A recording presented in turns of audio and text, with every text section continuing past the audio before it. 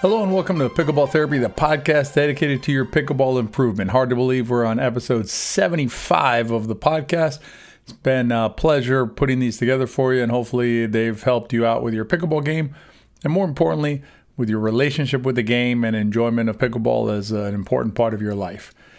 This week's podcast, I want to talk about one of those truisms, and I put that in quotes, truisms that you hear out on the pickleball court, forehand in the middle. We are going to dissect that and hopefully explain to you how oftentimes that truism of forehand in the middle will lead you to the incorrect conclusion as to who should take the shot. In the riff, we're going to do an update or a check-in, I should say, of our weekly challenges. We have 3 that are currently outstanding. We're going to do a check-in, and I'm going to share with you a concept that I came across in a video that I watched this last week that I think will help you understand how you need to reframe yourself if you want to see meaningful improvement in your pickleball play. Let's jump into the podcast. Before we jump into the podcast, I'm excited to announce our upcoming 2022 free mini-series. This is a mini-series that is going to radically alter your game.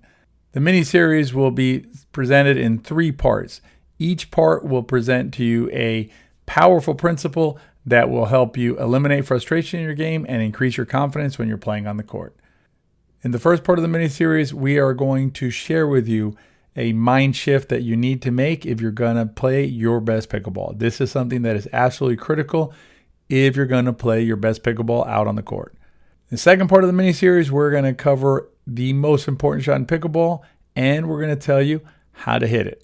In the third part of the mini-series, we are going to be covering pop-ups and showing you how to stop popping the ball up. In this mini-series, you're going to find out a lot of things that you don't know and how to fix them. In order to attend the mini-series, you must have a ticket. The tickets are first come, first serve until all tickets are gone. I'm going to link below to the direct registration so you can register for our free mini-series. Hope to see you there. All right, first thing we're going to talk about today is one of these truisms, and it's one of these things that you hear all the time out on the pickleball court, which is forehand in the middle. I'm a left-handed player. Oftentimes I'm playing with right-handed players, and it's interesting to see their reaction when they figure out that my forehand is in the middle, because now everybody's confused. Who's supposed to take the ball? I don't know, because both our forehands are in the middle, so forehand in the middle there is absolutely no value to us as players. We cannot make decisions based on forehand in the middle because both forehands are there. But the reality is that forehand in the middle is much more pernicious than that. Its impact on your game, its detrimental impact on your game, is much greater than simply when a left-handed player happens to be playing with a right-handed player. What I'm going to do is let's go through several different scenarios to show you specifically why forehand in the middle will oftentimes not give you the correct answer. Let's start with a situation where you have a pop-up that sits up right in the center of your side of the court, meaning the ball is directly between you and your partner, and it's set up for a kill shot. Generally speaking, in this situation, forehand in the middle is probably going to be the right answer, particularly when you have 2 right-handed players or 2 left-handed players. That forehand shot is probably going to be the answer to the question of who should take that kill shot. And that's because players' forehands are generally, not always, and we're going to get into that, but generally the forehand is going to give them a better put away. But let's change the scenario a little bit and see how forehand in the middle holds up. So let's assume that the player on the right, the right-handed player on the right, has a backhand put away that is better than the forehand put away of the player who's on the left. In that case, who should take the shot? I hope you agree with me that in this case, the shot should be taken by the backhand put away, which is the better shot of the 2, not the forehand put away, which is the weaker shot of the 2. In that case, forehand in the middle doesn't apply. Let's change it again. Let's say that the player on the right side of the court is left-handed, placing their forehand in the middle as well. As I mentioned earlier, when I play with right-handed players and we both have our forehands in the middle, who's supposed to hit that ball? Well, forehand in the middle is absolutely no use in that situation.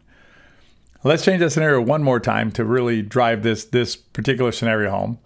Let's assume that the player on the left, so the right-handed player on the left whose forehand is in the middle, is 4 feet behind the non-volley zone line, while the player on the right, and we'll make that player right-handed here, so their backhand will be in the middle, is up at the NVZ line.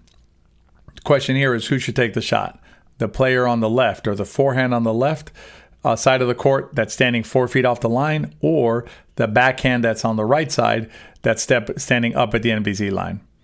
As with the first shot I mentioned about who has a better shot taking it, in this case, the player who's up closer to the NVZ line is generally going to have a better shot at a put away than a player who is standing 4 feet off the line.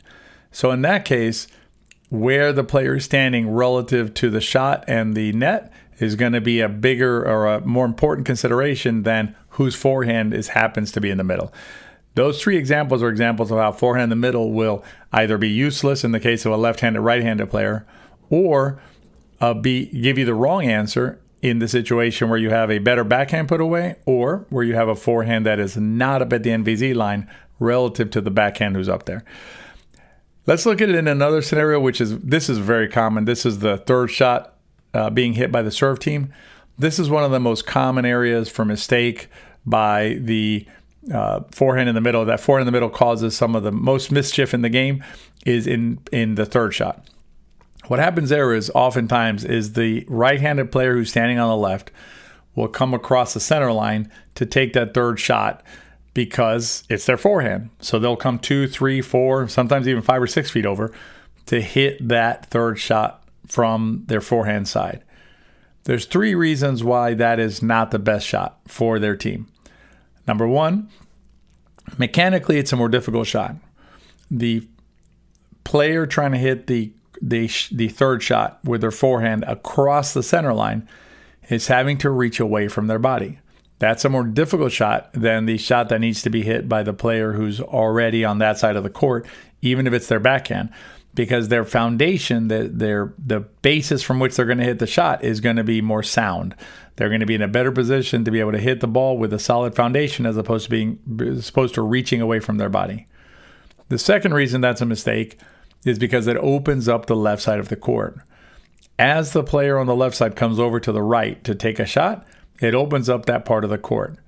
Sometimes it'll just be a put away on that side on the next shot. Sometimes you'll see the effects later on in the rally, but that destabilization of the position of the serve team by the player on the left going over to the right can cause some real harm to the team's success.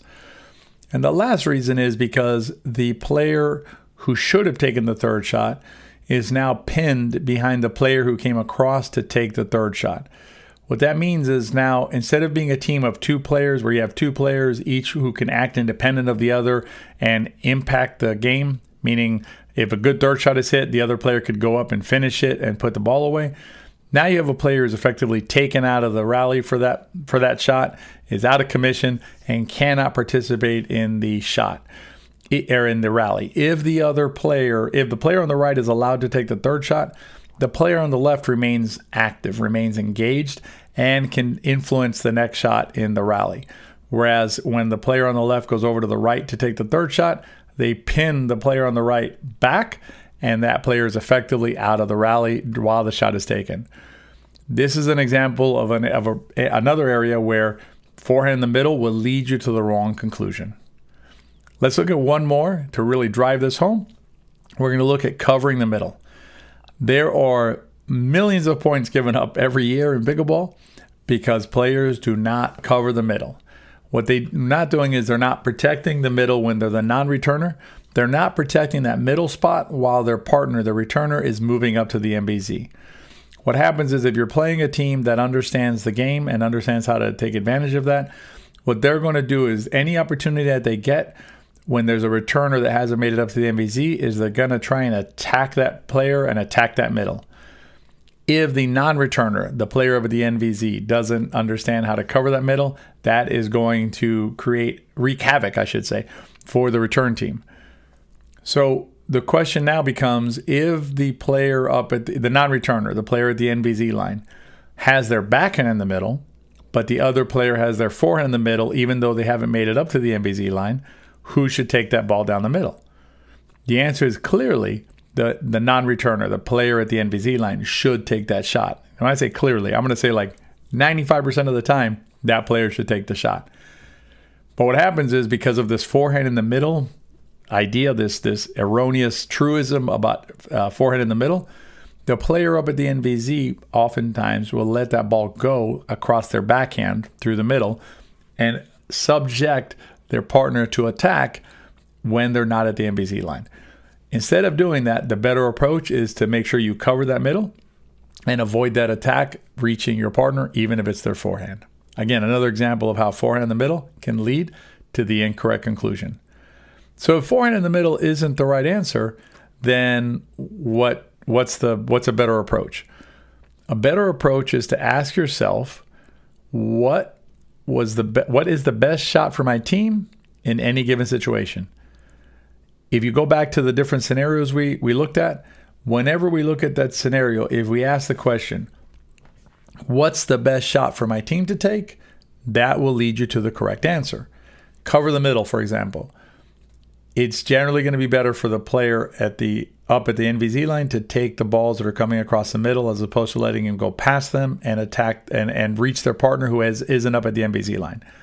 So answering the question, what's the best shot for my team, will get you to the right answer, which is that the player, the non-returner, the player at the NVZ line, should take that shot and not let that shot go. These are the sorts of things that CJ and I work on in WeArePickleball all the time. We try and come up with ways to help you better analyze the game and ask questions that are more productive and are going to lead you to the better conclusion more often than not. One of the things that's really important as you play pickleball is to be aware of these sort of truisms like forehand in the middle that you're going to hear when you're playing pickleball. The players sharing those concepts generally mean well. They're trying to impart what they understand to be the correct way to play pickleball, or not correct, but the best way to play pickleball, or the optimal way to play pickleball. And you have to be careful of those, particularly if you don't yet have the knowledge to counter them. If your knowledge of pickleball isn't quite there yet, where you can look at that kind of statement and say, well, no, that doesn't really work, and here's why. You want to at least, you want to tread with care in those situations. And what you want to make sure is that you're getting your information from sources you trust. An example is, CJ and I are both, full-time pickleball professionals. We spend our time studying this game. We're both experienced and knowledgeable about pickleball. And so when we bring you information about pickleball, you can trust that the information has been well thought out, has been challenged and considered, and we're giving you the information because it has passed those tests and it's information that you can rely on. In the riff, we're going to chat about, we're going to check in actually on the weekly challenges and see how you're doing with those. And then we're going to talk about a concept that I came across in a video that I think will really help you as you try and frame out how to improve as a pickleball player. Stay tuned for the riff. Most pickleball players spend a lot of time thinking about and comparing pickleball paddles. But you know what's more important than a pickleball paddle? Your shoes. Are you wearing the right kind of shoes to play pickleball in? If you're not sure, consider trying out shoes that are designed and made specifically for pickleball. Tie roll shoes are the shoes that CJ and I both wear out on the pickleball court. Remove any doubt about whether the shoes you're wearing are right for pickleball. Check out Tie roll shoes. I'll put a link in the show notes. Protect your most valuable asset out there, your body, with the right shoes. Wear the right shoes and play longer on the court.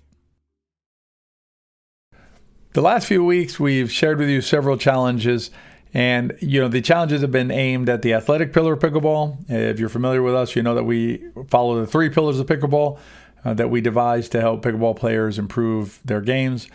In the athletic pillar, it's the body and the mind, and we gave you 3 challenges aimed at working on your body. The first challenge that we gave you had to do with balance. Balance is just such an important part of playing pickleball the best you can. But more than that, it's an important part of life. As we age, we start our balance and our mobility and things like that start to suffer. And so if you can spend some time working on your balance, you'll really reap the benefits on and off the pickleball court. The second challenge we gave you had to do with walking 30 minutes a day, about 3 or 4 times a week if you could do it. And that was cardio for your hips, for everything, your whole body. Your whole body will benefit from walking. And the last challenge that we gave you had to do with identifying a part of your body that needed some attention. For me, it's my back. That needed some attention and working on it. So this is a check-in to make sure that you're working on your balance, that you're working on your walking, I guess I could say, and that you're working on your body. If you've fallen off the wagon on those, that's perfectly fine. Make sure you get back on them and keep on working on your balance, your walking, and on that part of your body, whatever that is, that needs special attention. This last week, in my study of videos and things like that, I came across a video that talked about personal improvement, improving just as a human being, improving in life. And I thought it had definite application to pickleball, so I wanted to share it with you. And the idea was this, basically.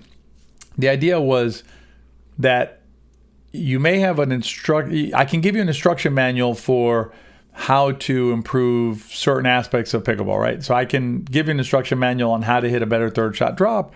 I can give you an instruction manual on how to hit a better serve and things like that. But if you really want to change, the instruction manual alone isn't going to be enough. If you really want to change, if you really want to improve as in anything, but in this case pickleball, you really have to work on your mindset. You have to work on how you approach it and how you think about it. And that's an area where CJ and I spend a lot of our time focused on. Obviously, we focus on the mechanics and the mechanical pillar and things that you need in order to hit better shots and those types of things.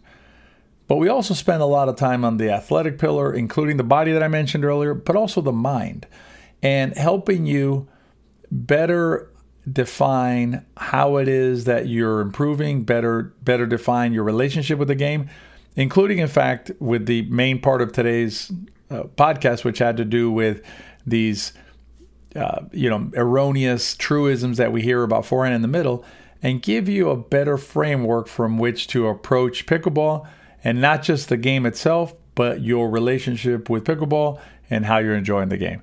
So as you move forward with your relationship with the game and as you move forward as a pickleball player, don't forget the mind part of the equation. Don't forget that important third athletic pillar of the game as you continue to work on your game.